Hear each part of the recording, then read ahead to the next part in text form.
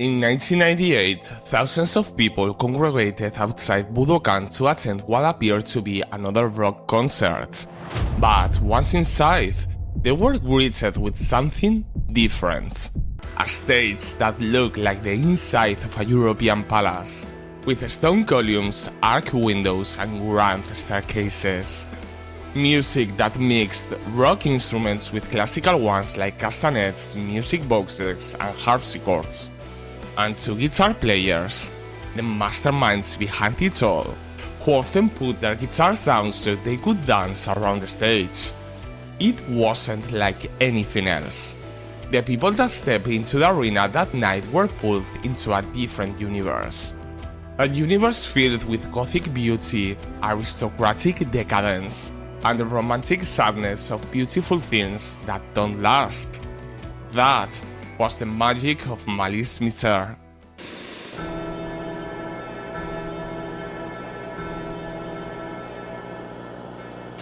Even after disbanding decades ago, they have left such a deep mark. And to this day, you can still hear stories about their lore, the meaning of their lyrics, and the lives of their former band members. You can open any social media app and see how young kids are falling in love with their music for the first time, after so many years. Once you get to know this band, it stays with you. I know what you're thinking. Why? Many musicians before them incorporated classical music elements into their performances, as well as many that came after them. But they did it differently. While others went for technique, music theory and proficiency, playing arpeggios from hell at insane speeds, using harmonic minor scales and the same chord progressions.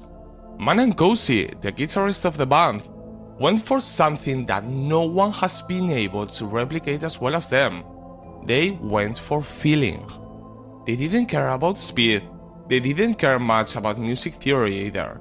Instead, they worked hard into creating a whole new concept of how music should be experienced. They created their own musical rules and their own legend, shaped by their worldview, music preferences, and somehow turning the technological limits of their era into an advantage, one that could give their sound something truly unique. So, let's talk about the musical rules of Malice Mizer, the mythos and the logos behind their music.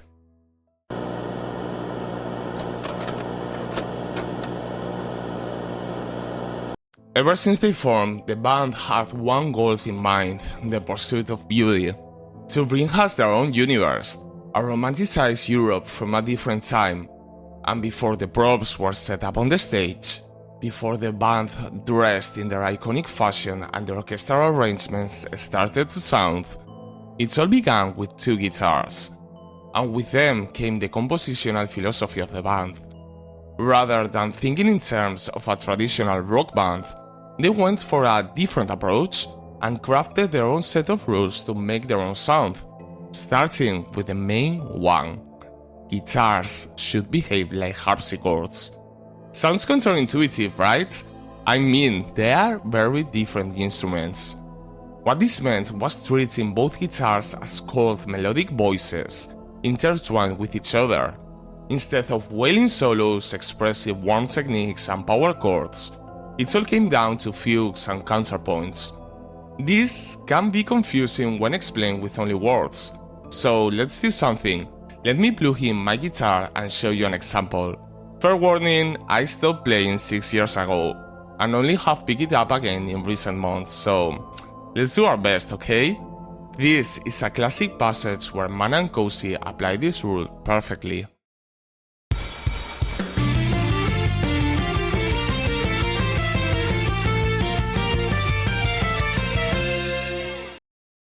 It sounds cold, complex and classical, even if the guitars are distorted. It's because they are following this principle. Both guitars play like they are harpsichords. Now, let's break the magic spell and listen to each track isolated, starting with Közi, who often carried the most complex parts of the melody.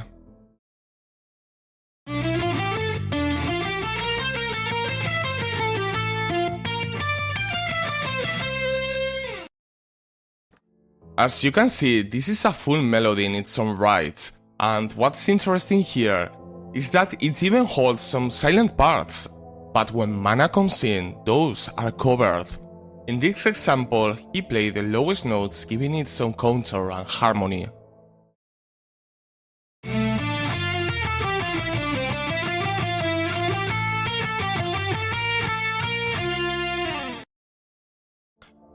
Most of the time, rather than having guitars as the main instrument, they would rely on synths and orchestral instruments to carry whole songs, but there was no orchestra.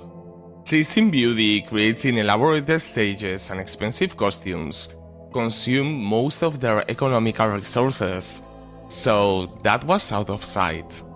How did they make those sounds then? Once again, the secret lies on the guitars. They used guitar synthesizers, guitars that would capture the notes they were playing and assign them sounds of other instruments, such as organs, violins, and music boxes.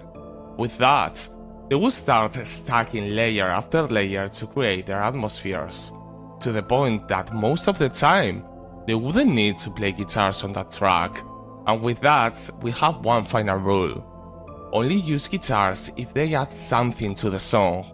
Otherwise, it was time to put it down on stage and just dance and feel the music. Because in their universe, the feeling of the music and making an experience for the audience was the main aspect. Over the years, as they refined their sound and atmosphere, as they evolved along their lineup, those rules have always been in effect. And with that, we are able to understand how they made their unique sound. But that's only half of the story. Have you ever wondered why they wanted to sound like they did? How did they get so deep into their own universe, to the point they would create something the world hasn't been able to replicate properly decades later? And more importantly, why does it feel so familiar to us?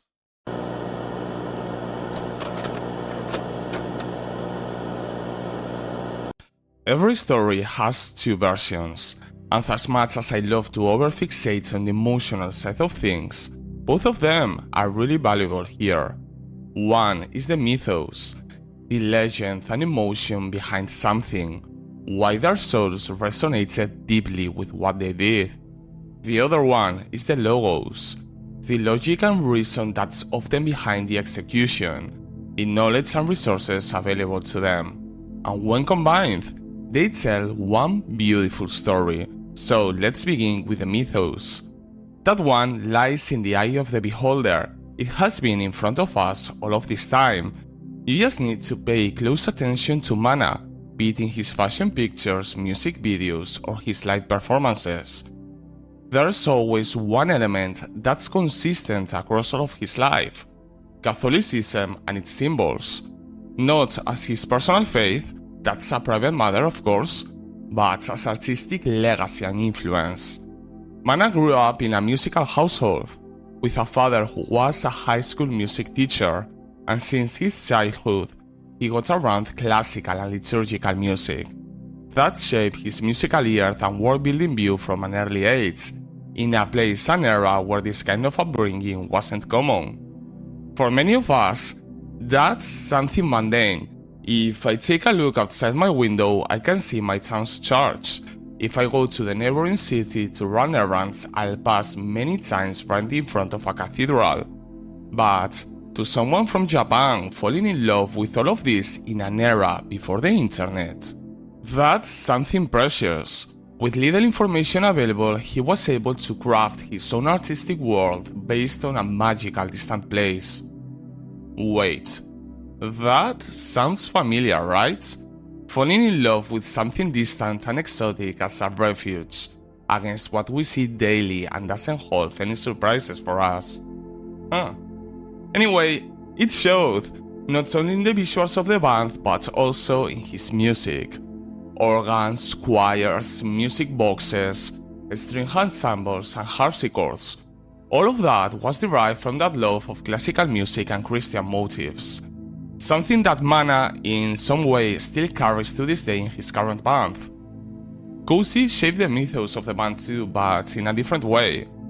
While Mana is a world builder at heart, someone with sensibility and attuned to the universe he created, he's also a very rigid musician.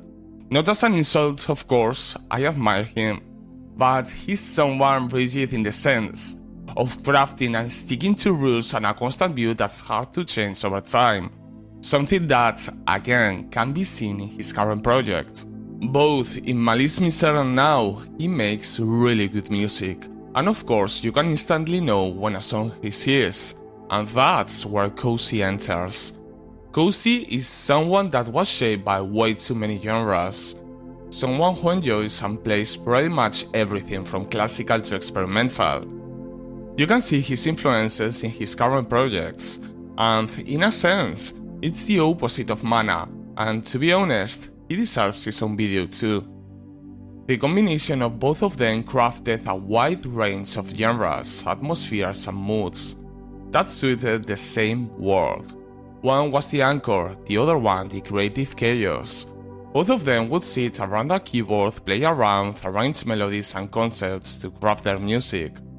More often than not without caring much about conventional rock musical theory, and just designing their own chord progressions and sounds. So, up to this point, everything sounds magical. The rules, the vision, Mana's Christianity motives, a universe where the stars align to create the perfect opportunity for Malice Mizer's sound. But there is a secret lying behind all of this.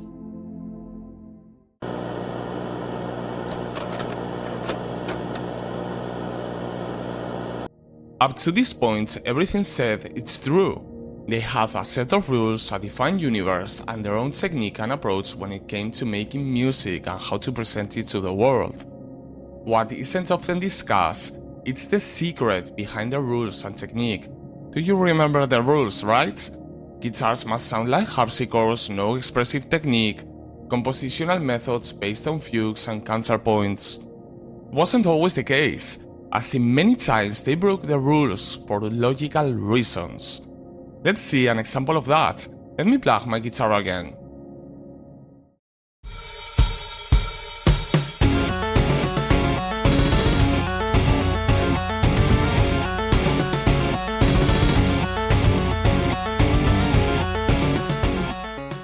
The guitars here sound like guitars, not harpsichords. There are harpsichords later in the song, but why? Why crafting a set of rules if sometimes they are meant to be broken? That's the cost of being a pioneer. And I don't mean that in a creative sense, I mean that too. But Mana and Közi were also technological pioneers. While both of them composed with a keyboard, when it came to recording the musical parts they used something that was new back in the day. Synthesizer guitars that work around MIDI technology. Sounds complicated, it isn't. A regular guitar captures the vibration of the strings and sends that signal to an amplifier, which makes them sound louder. A MIDI guitar instead reads what note is being played, instead of the sound sends a signal, a digital one, that contains the note, and then a synth plays that note with a predefined sound. The problem was, back in the day this technology was something new. In various interviews both Mana and Közi have talked about how it worked back in the day. It would play with lag, so they had to rush their playing. And even worse, any expressive techniques and even chords won't always be recognized by the synth and would cause a mess in the recording, and tapes were expensive. That's why they restrained their playing most of the time, even when they were recording the actual guitars. They got so accustomed to those limitations it changed their technique forever. In exchange, they would use a pioneering technology that nowadays is an industry standard. While most bands were limited to analog synths and keyboards, they could play the instrument they knew best with any sound they wanted. But they did it in an era where computers were expensive and primitive, and until the mid-2000s most musicians didn't even know what they could do with a computer. It was out of their price range and probably their knowledge too. This may sound as less magical than the mythos of the band, or the set of rules for the matter, but if it weren't by those limitations, their guitars would probably have sounded close to pretty much any other guitarist. In fact, they were well aware of those limitations and exploited them. Since their universe sounded cold by set limitations, they made the guitars sound colder on their mixes too. Since they couldn't play many chords on most songs, they were forced to think outside the box and instead stack layers of instruments. Their creativity overcame any technical challenge in a way that can be properly replicated today. Technology nowadays is too good. This is something that has stuck with them, at least for Mana. If you listen to his current project, he still goes for that surgically cold, precise playing with little feeling. An incredibly cold sound with little conventional expression that became his signature. As for Közi, he has stated that now uses more modern technology, and being the creative chaos he is, it has opened more opportunities for him. The summer grasses, all that remains of warriors' dreams.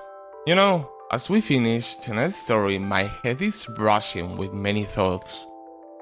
For many people, socially speaking, it sounds cliché to say they admire Malice Mizer, as in the Visual Kei community it could be considered a starter band since they are well known. But the more I've studied them over the years, the bigger my admiration for the whole band has become, not ashamed of saying it. They became so well known because they did something truly magical, even if we both now know the magic spell behind that. Not only did they put an insane effort into carrying out their vision, which was hard to the point they had to keep working regular jobs for a while, even when the band was starting to become successful, since their costs were astronomical. They had to become creative on every endeavor, not only in their music to sort the technological limitations of their time, but also turning household items into stage props, reusing fabrics for the costumes and even ripping them off of a kotatsu. Imagine doing that! Ripping out fabrics from furniture just to save money for your costumes, even if that meant rendering them useless. They did whatever it takes to carry out their vision. No wonder why they didn't last long and ended up on a hiatus that is lasting for more than 2 decades. It was a mix of big personalities, limitations, tragedy, and putting in insane amounts of work. But those are stories for other nights, don't you think? Nowadays, the projects of their members that follow Malice Mizer are more simple. No complicated props, no more complicated stages. They're still really good, don't get me wrong, but for me, Malice Mizer was their magnum opus. At the end of the day, they got move on with their lives, but they left a mark for everyone. That's the reason many kids still talk about the band on TikTok after listening for the first time. Mana is the reason many young women worldwide found solace dressing in elegant gothic Lolita coordinates just to express their inner world. They even inspired a young vampire prince from Versailles, who in another life used to be their roadie. As for me, I remember when I was younger, I didn't have as many technical limitations as these guys, and would spend hours on Cubase 5 tinkering with MIDI files and my own guitar recordings, playing endlessly their music until my fingers hurt, or worse, bleed. I was obsessed. Now that I've picked up my guitar again after 6 years, I realize I forgot how much joy music has brought into my life when I needed it most. And now, with technology being better than ever, being able to record myself on a PC with modern tech, and having an amazing range of sounds straight from the machine, can only wonder, when it comes to creative visions, is there any real limit besides time now? Is there any better time to experience art than this one? Be it music or be it anything else, we live in some interesting times. What we gain and what we lost. Anyway, I digress. I hope you enjoyed this story. I'm V and I've been your host for the night. As always, Thank you so much for spending your time with me. Until we meet again.